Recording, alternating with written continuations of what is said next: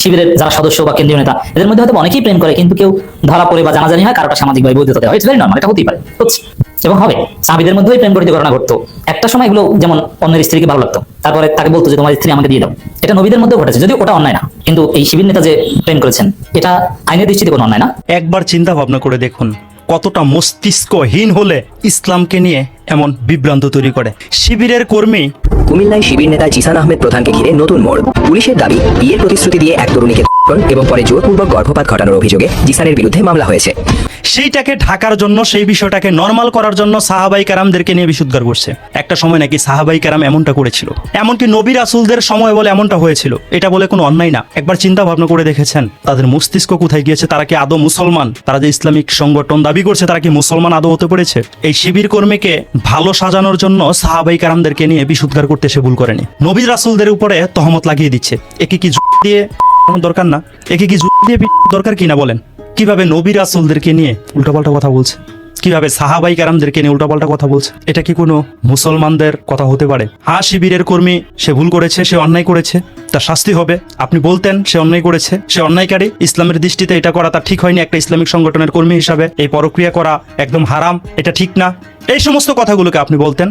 এগুলো কথা না বলে আপনি কি বললেন? নবী রাসূলরাও এমনটা করেছে। বলেন এই জামাত শিবির নামক সেই সংগঠনের এই কুলাঙ্গারকে কি করার দরকার? সাহাবাই কেরামদেরকে নিয়ে বিশুদ্ধার করছে। নবী রাসূলদের উপরে নিজেদের সংগঠনের হওয়া অন্যায়কে হালকা করার জন্য নবী রাসূলদের উপরে দোষ দিয়ে দিচ্ছে। এই সমস্ত আমি আসলে কথা, আমার কন্ট্রোল আমি অনেক কষ্ট করে করছি, শুধু সোশ্যাল মিডিয়ার একটা বিষয়ের কারণে, কমিউনিটি গাইডলাইনের একটা বিষয়ের কারণে আমার নর্মাল ভাবে কথা বলতে হচ্ছে। এই প্যারালাইসিস যে কথাগুলোকে বললো সোলাইমান প্যারালাইসিস, এটাকে কোনো অ্যানালাইসিস বলে? নিজেদের সংগঠনের অন্যায়গুলোকে ঢাকার জন্য নবী রাসূলদের উপরে দোষ চাপিয়ে দেওয়া, সাহাবাই কেরামের উপরে দোষ চাপিয়ে দেওয়া, এটা কি কোনো মুসলমানের কাজ হতে পারে? আপনারাই বলেন। এই সমস্ত কুলাঙ্গারদেরকে দিয়ে ইসলামের কি ফায়দা হচ্ছে? আপনারাই বলেন। নিজেদের দোষ আজ পর্যন্ত এই কুলাঙ্গারগুলো স্বীকার করেছে। তারা যদি বলতো যে হ্যাঁ সে অন্যায় করেছে, সে ভুল করেছে, এই কাজটা করা তার ঠিক হয়নি, তাহলে তো তারা আরো সম্মান বেশি পেত। তো আজকে যে নবী রাসূলদের উপরে যে সে তহমত লাগিয়ে দিল, সাহাবাই কেরামদের উপরে যে তহমত লাগিয়ে দিল, এই শিবির কর্মীর জন্য সে কি এই কাজটা ঠিক করেছে? তার কি ঈমান আছে? কেন জামাত শিবির করলেই কি নবী রাসূলদেরকে নিয়ে বিশুদ্ধার করতে হবে, সাহাবাই কেরামদেরকে নিয়ে বিশুদ্ধার করতে হবে? এই কমিউনিটি গাইডলাইন ভঙ্গ হবে, সেজন্য কিন্তু আমি অনেক কথা বলতে পারছি না, অনেক কথা বুকের ভিতরে চেপে ধরে রেখেছি। কেন এই সমস্ত মানুষ বিকৃতি মন মানসিকতার মানুষ না হলে কি জামাত শিবিরের কর্মী হতে পারে না?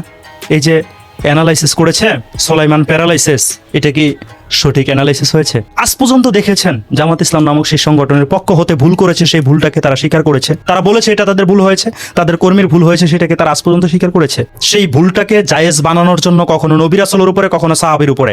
কিন্তু এই অ্যানালাইসিস, এই সোলাইমান প্যারালাইসিস, সে এমন অ্যানালাইসিস করলো সেই শিবির কর্মীর দোষটাকে হালকা করার জন্য, স্বাভাবিক করার জন্য, এটা কোনো দোষ না, এটা কোনো অবৈধ কাজ না, এটা করা জায়েজ আছে, এটা বোঝানোর জন্য সে নবী রাসূলকে বিশুদ্ধার করে কথা বললো, সাহাবাই কেরামদেরকে বিশুদ্ধার করে কথা বললো, তাদের উপরে অন্যায় চাপিয়ে দিল, আবার বললো এই সমস্ত পরক্রিয়া করা কোনো দোষ না। চিন্তা ভাবনা করে দেখেন কি মনটা চাচ্ছে তাদের এই কথাগুলোকে শুনে। তারা কি রাষ্ট্রে শরিয়া আইন বাস্তবায়ন করতে চেয়েছিল? আপনাদের কি মনে হয়? তারা এই রাষ্ট্রটাকে জাহান্নাম বানানোর চেষ্টা করেছিল, এটাই বাস্তব। এটা কোনো মুসলমানের কথা হতে পারে? সে তো মানুষ।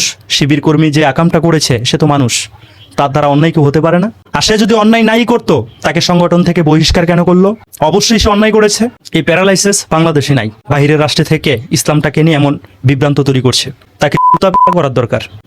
বলা নবী রাসূলদেরকে নিয়ে উল্টাপাল্টা কথা বলছে।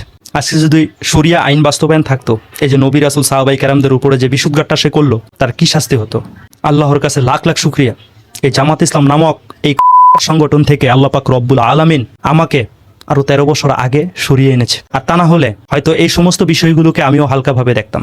এই কথাগুলোকে আমার বলতে হচ্ছে। এই প্যারালাইসিস কিভাবে নবী রাসূলদের উপরে বিশুদ্ধার করলো, কিভাবে সাহাবাই কেরামদের উপরে এমন একটা বদনাম লাগিয়ে দিল। জামাত শিবিরের কর্মী হলেই কি সাহাবাই কেরামদেরকে সম্মান দিতে হবে না? নবী রাসূলদেরকে সম্মান দিতে হবে না? রেসপেক্ট করতে হবে না? নবী রাসূলদের সম্মানের জায়গাটা বজায় রাখতে হবে না? সাহাবাই কেরামের সম্মানের জায়গাটা বজায় রাখতে হবে না?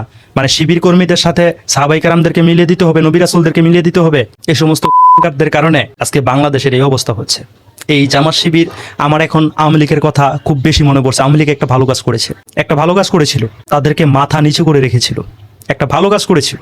সেই সংগঠনের পক্ষ হতে প্রায় সময় এমন কথাগুলোকে বলে ফেলে সাহাবাই কেরামের সম্পর্কে, নবী রাসূলদের সম্পর্কে। তাদের জন্য শেখ হাসিনাই যথেষ্ট ছিল, একদম পারফেক্ট ছিল শেখ হাসিনা এই তাদের জন্য। আমার কাছে তো এখন মনে হচ্ছে আল্লাহ পাক রব্বুল আলামিন এই শেখ হাসিনার মাধ্যমে তাদেরকে শাস্তি দিয়েছে, শাস্তির কাঠগড়ায় দাঁড় করিয়েছে শেখ হাসিনার মাধ্যমে আল্লাহ পাক রব্বুল আলামিন তাদেরকে। আমি বলছি না শেখ হাসিনা সবকিছু ভালো, তবে এই কাজটা যে করেছে এটা 100% ভালো করেছে। যারা সাহাবাই কারামদেরকে মানে না, যারা নবী রাসূলদেরকে সম্মান দেয় না, তাদের জন্য উনি ঠিক ছিল। আমি বলছি না উনি সব কাজ ঠিক করেছে, তবে এই কাজটা ঠিক করেছিল। তাদেরকে যে কাঠগড়ায় রেখেছিল এই কাজটা ঠিক করেছে।